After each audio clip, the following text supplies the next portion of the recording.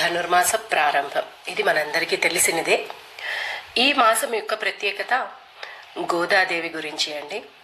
ధనుర్మాసంలో ఈ గోదాదేవి కథ అందరూ తప్పకుండా వినాలి. నేను ఇప్పుడు మీకు ఈ గోదాదేవి ఎవరు, ఈ తిరుప్పవై అంటే ఏంటి, ఈ 30 పాశురాలలో ఉన్న ప్రత్యేకత ఏంటి అనేది నాకు తెలిసినంత మీకు చెప్తున్నాను. గోదాదేవిగా జన్మించిన ఆండాళ్ భగవంతుడిని భర్తగా భావించి ఆయన్ని చేరుకోవడానికి సంకల్పించిన వ్రతమే ఈ తిరుప్పావై. తిరు అంటే శ్రీ అని, పావై అంటే పాటలు లేదా వ్రతం అని అర్థమండి. తిరుప్పావైలో 30 పాశురాలు ఉంటాయి. ఈ పాశురం అంటే ఛందోబద్ధంగా ఉన్న పాటలు. ఆండాళ్ అపురూప భక్తి పారవశ్యాన్ని శ్రీకృష్ణదేవరాయలు ఆముక్తమాల్యద అనే గ్రంథంగా అందించారు. తిరుప్పావై వ్రతానికి కొన్ని విధి విధానాలు ఉన్నాయి. ఈ వ్రతం చేయదలుచుకున్న వారు సూర్యోదయానికంటే ముందే, అంటే సూర్యోదయానికి ప్రాతः సమయమే లేచి స్నానం చేసి క్రమం తప్పకుండా ఈ తిరుప్పావైలో ఉన్న పాశురాలను పఠించి ఈ రోజుకి ఏ పాశురం పాడాలి అనేది ఆ పాటలు పాడి నిత్యం స్వామివారికి పొంగలి లేదా దద్దోజనం నివేదించాలి. సృష్టిలో భగవంతుడు ఒక్కడే పురుషుడు, మానవులంతా స్త్రీలు అనే ఉద్దేశంతో విష్ణుమూర్తిని మనం శ్రీవారు అని సంబోధిస్తుంటాం. అలాంటి శ్రీ మహావిష్ణువును భర్తగా పొందాలనే తలుపుతో గోదాదేవి ఈ ధనుర్మాసంలో చేసిన ఈ వ్రతం ఇప్పటికీ మహిళలందరూ ఆచరిస్తుంటారు. ధనుర్మాసం మొదటి రోజున ఈ వ్రతాన్ని ఆరంభించి భోగి రోజున ఆండాళ్ శ్రీరంగనాథుల కళ్యాణం జరిపించటంతో ఈ వ్రతం ముగుస్తుంది. మనం వ్రతం చేయలేకపోయినా రోజు ఈ పాశురాలను పట్టించుకొని ఆ అమ్మని గుర్తు చేసుకున్నా కూడా అదే ఫలితం వస్తుందండి. శ్రీ వైష్ణవ సాంప్రదాయం ప్రకారం భక్తిలో మునిగి తెలియ వాళ్ళందరినీ ఆళ్వార్లు అంటారు. 12 మంది ఆళ్వారుల్లో విష్ణు చిత్తుడు మొదటివాడు. ఆయన గోదాదేవికి భక్తి సంపదలను వారసత్వంగా ఇచ్చారు. నిజానికి భూదేవి ఆ ఆండాళ్ తల్లిగా జన్మించిందని చెబుతారు. జనక మహారాజు భూమిని దున్నే సమయంలో సీతాదేవి దొరికినట్టు శ్రీరంగనాథునికి పుష్ప కైంకర్యం కోసం విష్ణు చిత్తుడు తులసి తోటలో సాగు చేస్తుండగా ఈ ఆండాళమ్మ దొరికింది అని చెప్తారండి. భగవంతునికి తప్ప ఇతరులను సేవించడానికి వినియోగం కాని తులసి వనంలో ఆండాళ్ దొరకడాన్ని గమనిస్తే సీతాదేవి ఆండాళ్ ఇద్దరు భూదేవి అంశ కాక మరేంటి అని చెప్తారండి. ఆండాళ్ అసలు పేరు కోదై. కోదై అంటే మాలిక. ఆ పేరే క్రమంగా గోదాగా స్థిరపడిపోయింది. ఇక గోదాదేవి రచించిన ఈ 30 పాశురాలు ఏం చెప్తాయంటే, మనకి మంచి అలవాట్లతో జీవించండి, తోటి వారికి సహాయం చేయండి, భగవంతునికి తప్పనిసరిగా ఆరాధించమని సూచిస్తాయి. ఒక్కో పాశురం ఒక్కొక్క రోజు చొప్పున 30 రోజులు గానం చేస్తారు. ఈ 30 పాశురాలలో మొదటి 5 పాశురాలు ఏం చెప్తాయంటే ఇంట్రొడక్షన్ అండి, ఉపోద్ఘాతం. తిరుప్పావై ముఖ్య ఉద్దేశాన్ని తెలియజేస్తాయి. చిత్తశుద్ధితో అంటే మనస్ఫూర్తిగా భగవంతుడిని ప్రార్థిస్తే వానలు కురుస్తాయి, పంటలు పండుతాయి, దేశం సుభిక్షితంగా ఉంటుంది. ఆ శ్రీకృష్ణుని పూలతో పూజ చేస్తే పాపాలన్నీ తొలగిపోతాయి అని గోదాదేవి చెప్తుంది. మరి 5 నుండి 15వ పాశురాలలో గోదాదేవి తన సఖులతో కలిసి పూలు సేకరిస్తూ పల్లె వాతావరణాన్నంతా వర్ణించే అంశాలు ఉంటాయి. పక్షుల కిలకిల రావాలు, రంగురంగుల పూలు, వెన్నం చిలకడంలోని సంగీత ధ్వనులు, ఆలమందల మెడలో చిరుగంటల సవ్వడి, దేవాలయంలో వినిపించే శంఖారావం, గంట శబ్దం వర్ణనలు ఉంటాయి. ఉదయాన్నే గోదాదేవి ఒక్కొక్క చెలికత్త ఇంటికి వెళ్ళి, అంటే తన సఖుల ఇంటికి వెళ్ళి తన చెల్లెలను తట్టి లేపుతూ వారిని నదీ స్నానానికి సిద్ధం చేస్తూ విష్ణు అవతారాలన్నింటినీ పొగుడుతూ ఉంటుంది. మరి 15 నుంచి 20 పాశురాలలో గోదాదేవి తన చెల్లెలతో కలిసి చేసిన దేవాలయ సందర్శనను వివరిస్తాయి. భగవంతుడిని నిద్ర మేల్కొల్పడానికి ఆండాళ్ సుప్రభాతాన్ని ఆలపిస్తుంది. గోదాదేవి ఆమె చెల్లెలు దేవాలయ పరిరక్షకుల అనుమతిని తీసుకొని గుడిలోనికి వెళ్లి శ్రీకృష్ణుడి తల్లిదండ్రులను కీర్తిస్తూ బలరామకృష్ణులను మేల్కొల్పమంటూ వారిని వేడుకుంటారు. తర్వాత వారు కృష్ణుడి అష్టమహిషుల్లో ఒక్కరైన నీలాదేవిని దర్శించి ప్రార్థిస్తారు. మరి 20 నుంచి 30 పాశురాలలో చివరి 9 పాశురాలు భగవంతుడి గొప్పతనాన్ని వివరిస్తాయి. ఆఖరి పాశురంలో గోదాదేవి తను విష్ణు చిత్తుని కుమార్తెనని, ఈ 30 పాశురాలు తాను రచించి పాడానని, ఎవరైతే వీటిని భక్తితో గానం చేస్తారో వారికి భగవత్కృప తప్పక కలిగి తీరుతుందని చెప్తుంది. కనుక ఈ 30 పాశురాలను మనము రోజుకొకటి చొప్పున వింటూ వివరించుకుంటూ ఈ 30 రోజుల ధనుర్మాస యాత్రను కొనసాగిద్దామా? ఈ ప్రయాణాన్ని మనము ఒక మంచి శ్లోకంతో ప్రారంభిద్దాం. అహింసా ప్రథమం పుష్పం పుష్పమింద్రియ నిగ్రహః సర్వభూతదయా పుష్పం క్షమా పుష్పం విశేషతః శాంతి పుష్పం తపః పుష్పం ధ్యాన పుష్పం తథైవ చ సత్యమష్టవిధం పుష్పం విష్ణోః ప్రీతికరం భవేత్. ఈ శ్లోకం యొక్క అర్థాన్ని చూసుకుంటే, అహింస, ఇంద్రియ నిగ్రహము, సర్వభూతదయ, ఓర్పు, శాంతి ఆ పరమాత్ముని కోసమై తపించడం, ఆ పరమాత్మ యొక్క ధ్యానము, సత్యనిరతి అనే 8 విధాలైన పుష్పాలతో ఆ శ్రీహరిని ఆరాధిస్తే ఆయన అనుగ్రహానికి మనం పాత్రలవుతామన్న విశ్వాసం అన్నమాట. శ్రీహరి అనుగ్రహం కోసం మనం ఈ ప్రత్యేకమైన పూజలు పునస్కారాలు చేయవలసిన అవసరం లేదటండి.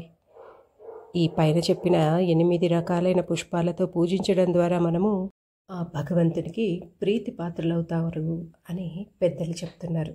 మరి ఈ శ్లోకాన్నే ఎందుకు నేను ఎంచుకున్నాను అంటే, ఆ శ్రీ మహావిష్ణువు వరాహమూర్తి అవతారం తీసుకున్నప్పుడు ఆ భూమాతను రాక్షసుల నుంచి కాపాడి సముద్ర గర్భం నుండి పైకి తీసుకొస్తాడు.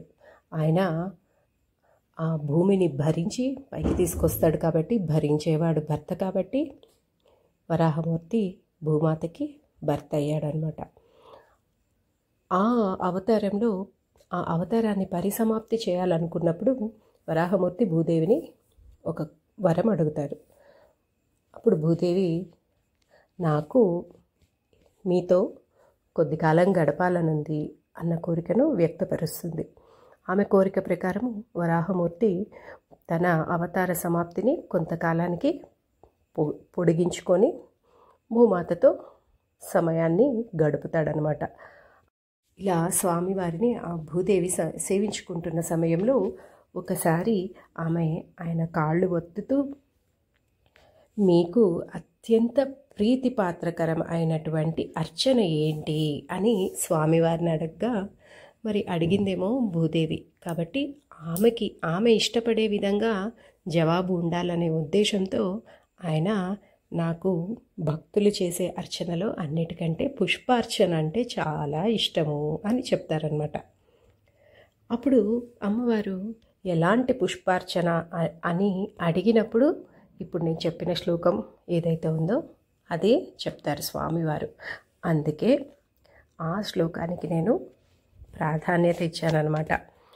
మరి ఇలాంటి పుష్పాలతో 8 రకాలైన పుష్పాలతో నాకు ఎవరైతే అర్చన చేస్తారో వాళ్ళని చక్కగా చూసుకోవడం అనేది నాకు అత్యంత ప్రీతికరమైన విషయం అని చెప్పగా, అమ్మవారు చాలా ఆనందపడి, నాకు కూడా అలాంటి అర్చనను చేయాలని కోరికగా ఉంది, మిమ్మల్ని అలా పూజించుకోవాలని కోరికగా ఉంది అని తన కోరికను విన్నవించగా, ఆయన, నువ్వు గరుత్మంతుడి అవతారమైన భట్టనాథునికి తులసీవనంలో అయోనిజగా ఉద్భవించి దొరుకుతావు, అప్పుడు నీ కోరిక నెరవేరుతుంది అని వరాన్నిస్తారనమాట. అలా భూదేవి ఆ ఆండాళ్ళ తల్లిగా అవతరించి ఆయన్ని చక్కగా 30 పాశురాలనే పూమాలను తయారు చేసి ఆరాధించుకుంటుందన్నమాట. ఇప్పుడు తిరుప్పావై ధ్యాన శ్లోకాలను విందాం. నీళాతుంగస్తనగిరితటీ సుప్తముద్బోధ్య కృష్ణం పారార్థ్యం స్వం శృతిశతశిరః సిద్ధమధ్యాపయంతి స్వోచ్ఛిష్టాయాం స్రజినిగళితం యా బలాత్కృత్య భుంక్తే గోదా తస్యై నమ ఇదమిదం భూయ ఏవాస్తు భూయః. அன்னவயல் புதுவையாண்டாளரங்கற்கு பன்னு திருப்பாவை பல்பதியம் இன்னிசையால் பாடிக் கொடுத்தாள் நற்பாமாலை பூமாலை சூடி கொடுத்தாளை சொல்லு சூடி கொடுத்தா சுடற்கொடியேர் தொல்பாவை பாடியருளவல்ல பல்வளையாய் நாடினீ வேங்கடவர்க்கென்னை விதியேன்ற இம்மாற்றம் நான் கடவா வண்ணமே நல்கு ஆண்டாள் తిరువడిగళే శరణం. దీని భావాన్ని చూసుకుంటే మనమందరము ఆ పరమాత్మ స్వరూపులమే. మరి మనమందరం ఆయన నుండి వచ్చిన వాళ్ళం కాబట్టి మన భారాన్నంతా వహించాల్సిన బాధ్యత ఆ పరమాత్మదే. మరి సొత్తును కాపాడేవాడు స్వామియే కదా. కానీ రక్షాపేక్షాం ప్రతీక్షతే అంటే మనము ఆ విషయాన్ని గుర్తించి అతనిపై మన భారాన్ని ఎప్పుడైతే మోపుతామో అప్పుడే ఆ భగవంతుడు కూడా మన బాధ్యతను తీసుకుంటారనమాట. కానీ ఈ విషయాన్ని గ్రహింపక మనము గర్వంతో అంతా చేసేది నేను నేను అనుకుంటూ దాన్ని మర్చిపోతున్నాం. ఇలా మనం మర్చిపోవడం వల్ల ఆ భగవంతుడికి మనల్ని చూడాల్సిన బాధ్యత లేదు. ఆయన విశ్రాంతిగా హాయిగా ఆ నీలాదేవి కుచ కలశములపైన సుఖంగా నిద్రిస్తున్నాడనమాట. మరి ఆ ఆండాళ్ తల్లి మనల్ని అందరినీ ఈ లోకాన్నంతటిని ఉద్ధరించడానికే అవతరించినదొకటిచే తాను ధరించి విడిచిన పూలమాలికలతో అతన్ని వశపరుచుకునిందనమాట. అలాగే ఆమె జీవులందరినీ మేల్కొల్పి అందరూ మర్చిపోయిన ఆ భక్తిని అందరిలో మేల్కొల్పి తెలియజేసి వారిని రక్షించే బాధ్యత తీసుకుందనమాట. మరి మనకి అలాంటి మహోపకారాన్ని ఇచ్చిన తల్లికి మనము ఎంత కృతజ్ఞత చూపించాలి, ఎన్ని వందనాలని అర్పించాలి. అవునండి. కాబట్టి ఆ శ్రీ పరాశర భట్టరు వారు భక్తి పారవశ్యంతో ఆమెను వేడుకుంటూ నమస్కారం చేసుకుంటున్నారు ఈ శ్లోకం ద్వారా. ఇక వేదాంతపరమైన అర్థాన్ని తీసుకుంటే స్తనము అనగా భక్తి అని, గిరి అంటే అచలము అచంచలము అని. ఇక్కడ స్తనగిరి అంటే నిశ్చలమైనటువంటి భక్తి అని అర్థం అన్నమాట. ఎలాంటి భక్తి అంటే ఆ భక్తి అనేది సర్వోత్కృష్టమైనది అని తెలుపుతున్నారు. నీలాతుంగ స్తనగిరి తటి అని.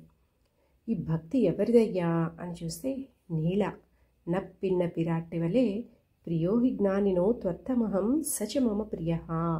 సర్వజ్ఞుడైనటువంటి వాడు, సర్వశక్తి కలవాడైనటువంటి భగవంతుని పైన చెప్పలేనంత ప్రేమ గల భక్తురాలన్నమాట.